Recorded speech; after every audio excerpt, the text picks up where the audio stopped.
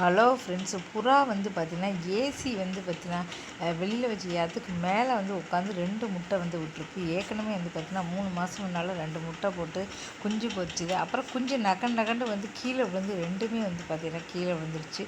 அதனால் வந்து பார்த்தா வருத்தப்பட்டு அப்புறம் 3 மாதம் கழிச்சு மறுபடியும் அதே இடத்துல வந்து வச்சு முட்டையை போட்டிருக்கு.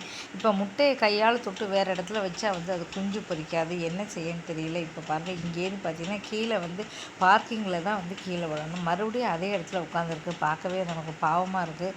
இப்போ வந்து பார்த்திங்கன்னா 2 முட்டை வந்து வச்சுருக்கு பார்க்க.